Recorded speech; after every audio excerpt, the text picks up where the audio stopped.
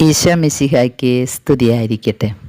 പ്രിയ കൂട്ടുകാരെ, ഇന്ന് പരിശുദ്ധ ദൈവമാതാവിൻ്റെ സ്വർഗാരോപണ തിരുനാൾ ദിനം. അതുപോലെ തന്നെ നമ്മുടെ ഇന്ത്യ മഹാരാജ്യത്തിൻ്റെ സ്വാതന്ത്ര്യദിനവും. ഇത് രണ്ടും ഒരേ ദിവസം തന്നെയാണ്. മാത്രമല്ല, മറ്റൊരു പ്രത്യേകത കൂടി ഇന്നുണ്ട്.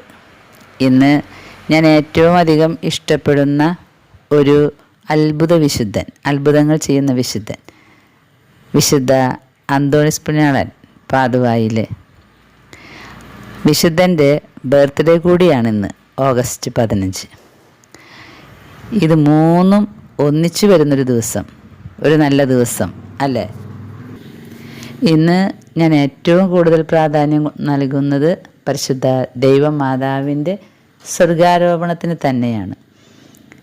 അമ്മ മാതാവ് ശരീരത്തോടുകൂടെ സ്വർഗത്തിലേക്ക് എടുക്കപ്പെട്ടത് എനിക്ക് തോന്നുന്നു നമ്മെ പലവിധ പ്രശ്നങ്ങളിൽ നിന്നും സ്വതന്ത്രരാക്കാനാണെന്ന്. നമ്മൾ തമാശയ്ക്കൊക്കെ പറയുമല്ലോ, കുട്ടികളെ പഠിപ്പിൻ്റെ സമയം കഴിഞ്ഞു, ഇനി പൊയ്ക്കോ എന്ന് കളിക്കാൻ വിടുന്ന സമയത്തൊക്കെ ചിലപ്പോൾ യൂത്ത് പറയും, ഇന്ത്യക്ക് സ്വാതന്ത്ര്യം കിട്ടിയ പോലെയായിരുന്നു.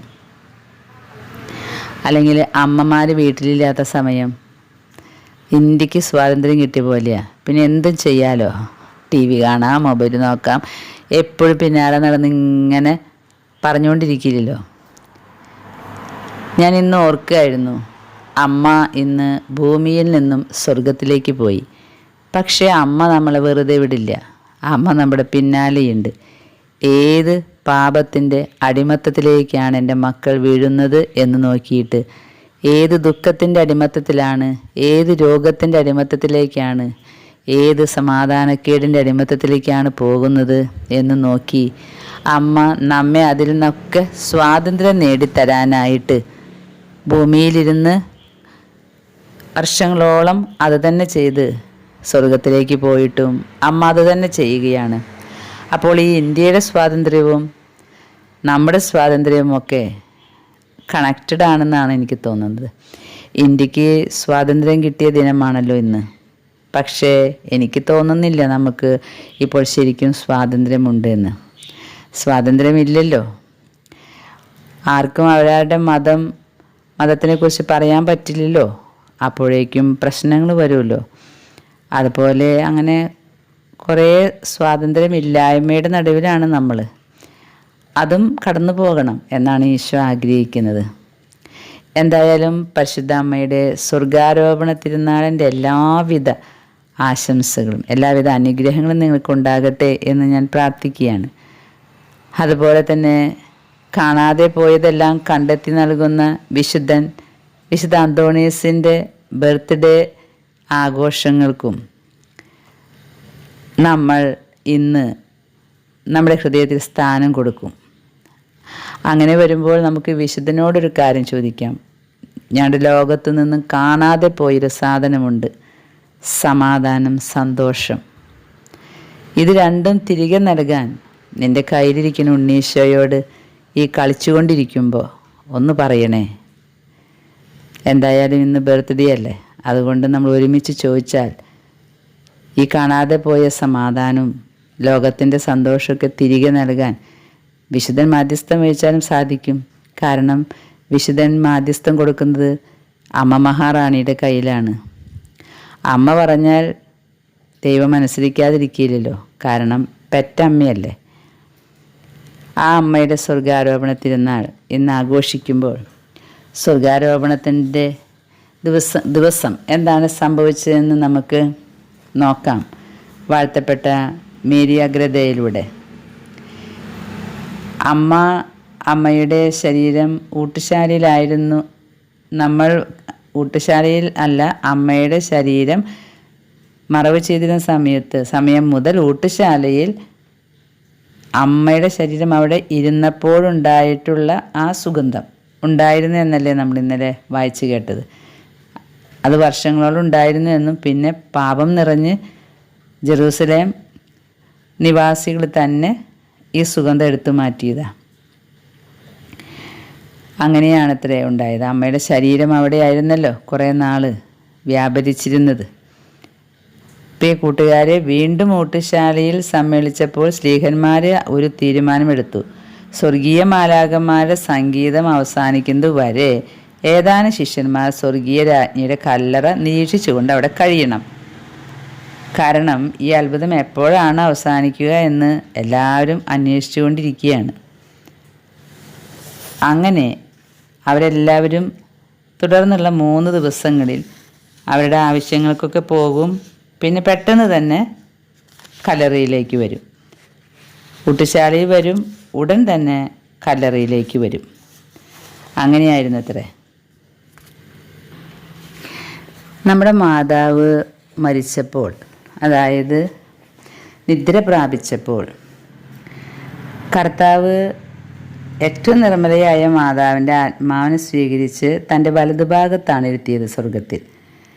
എല്ലാ സൃഷ്ടികളിലും വെച്ച് അവൾ മാത്രം മരണാനന്തര വിധിയിൽ നിന്നും ഒഴിവാക്കപ്പെട്ടിരുന്നു. കാരണം അവൾ ഉത്ഭവപാപം പോലും ഇല്ലാതെ ജനിച്ചവളാണ്.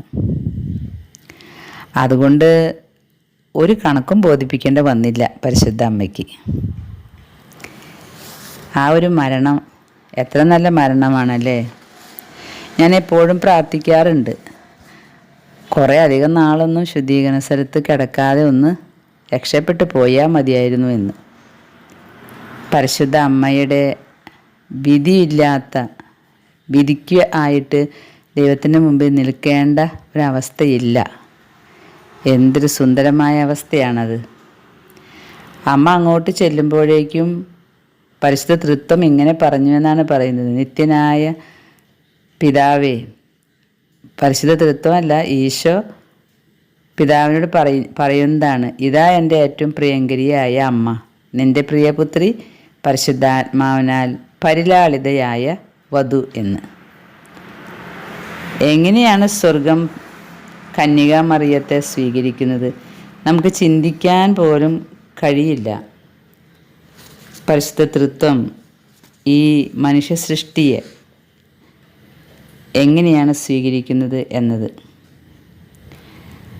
അന്ന് കർത്താവിൻ്റെ പരിശുദ്ധ ഗണം അനുഭവിച്ച ആനന്ദ അനുഭൂതികൾ വർണ്ണിക്കാൻ കഴിയില്ല എന്നാണ് പറയുന്നത്.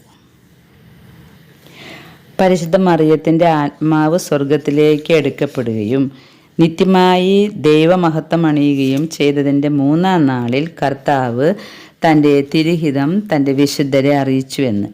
അവൾ ആത്മശരീരങ്ങളോടെ ദൈവത്തിൻ്റെ വലതുഭാഗത്തേക്ക് കരയേറുകയും അപ്രകാരം ലോകാവസാനത്തിൽ സംഭവിക്കാനിരിക്കുന്ന പൊതുവായ ഉയർപ്പിനായി കാക്കാതെ ദൈവത്തോടൊപ്പം വാഴുകയും വേണം. അതായിരുന്നു ദൈവഹിതം.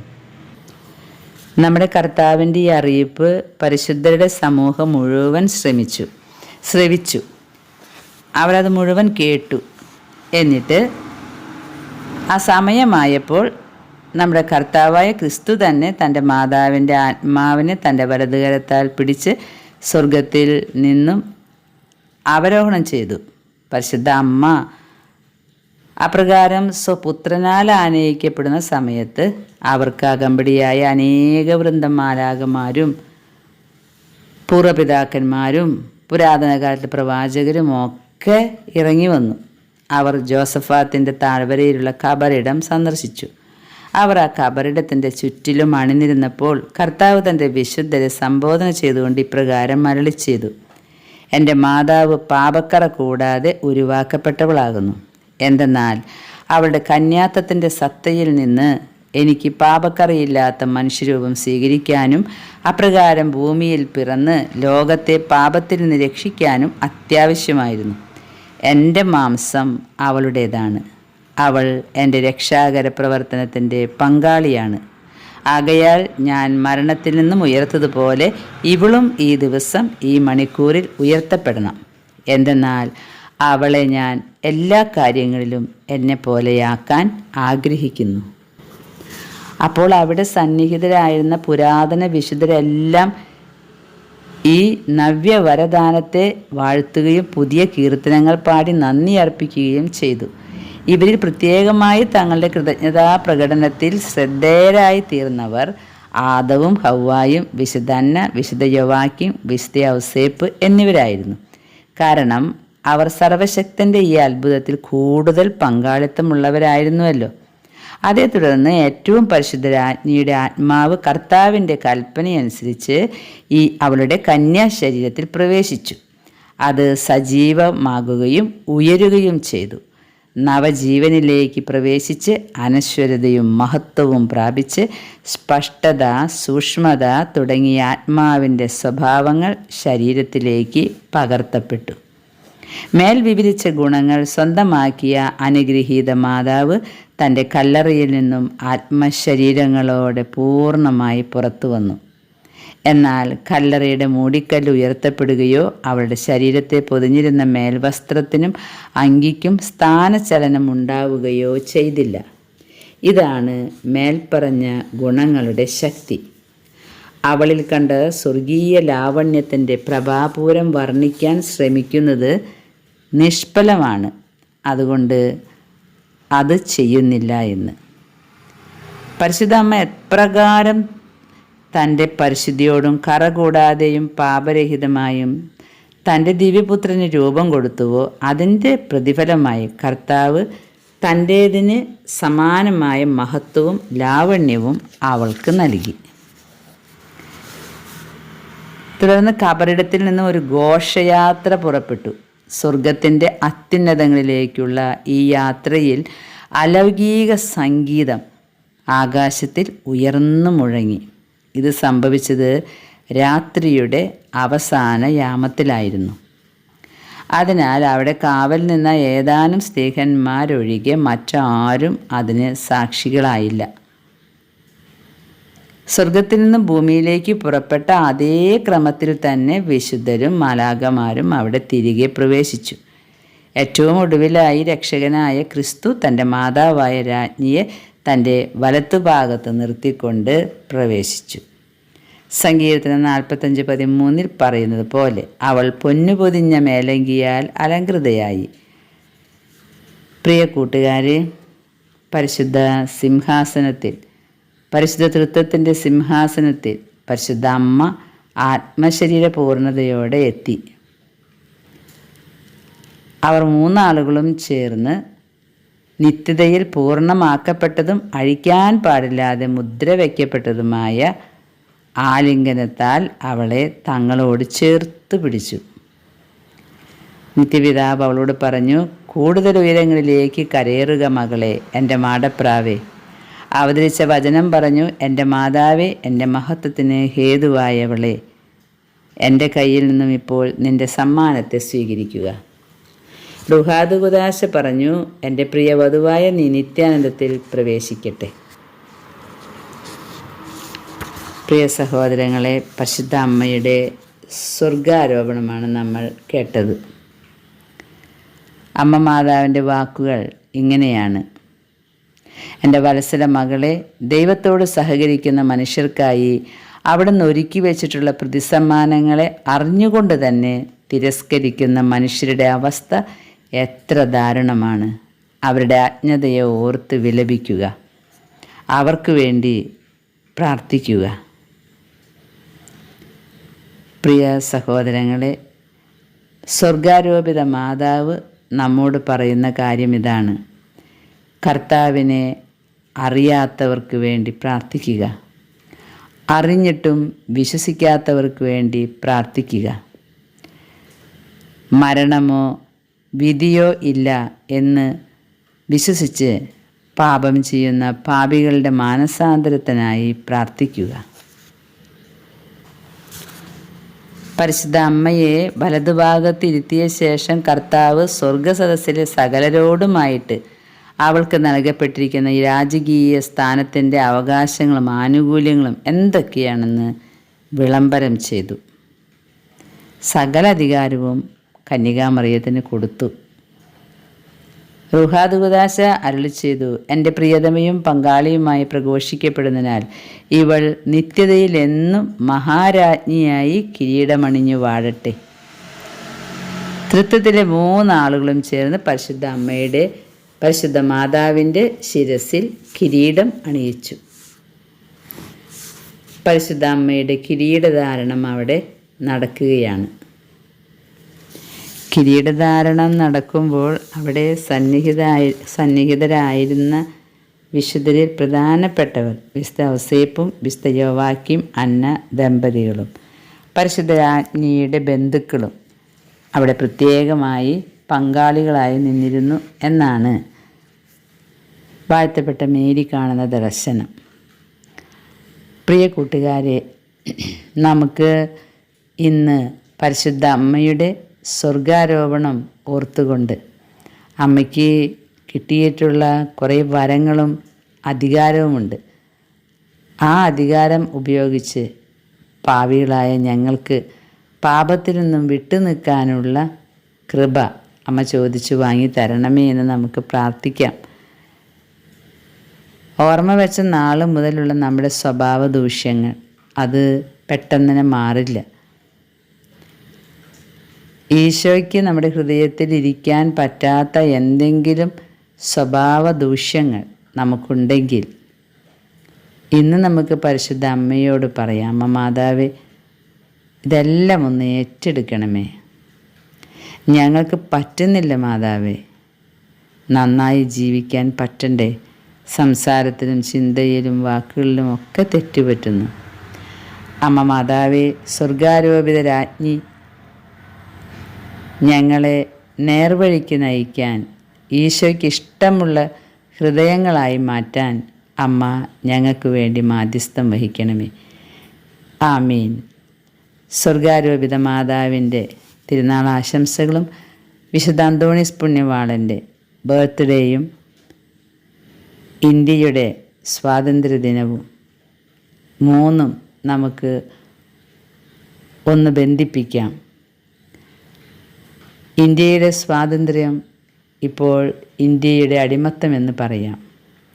സ്വാതന്ത്ര്യമൊക്കെ പോയി ഒറ്റയ്ക്ക് നടക്കാൻ പറ്റാത്ത അവസ്ഥകൾ, അവരവരുടെ ദൈവത്തിനെ ഒന്നുയർത്തിപ്പിടിക്കാൻ പറ്റാത്ത അവസ്ഥകൾ